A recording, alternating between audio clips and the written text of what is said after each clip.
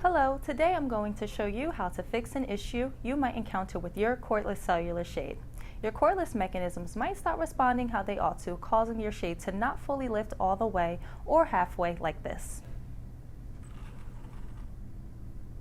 But you can easily fix that problem yourself, and here's how.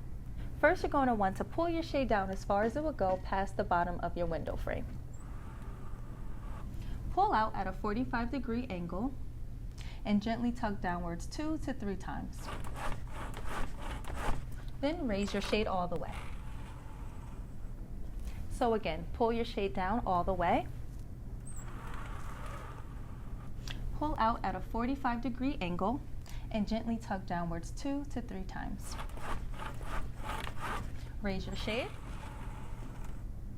and you are all set.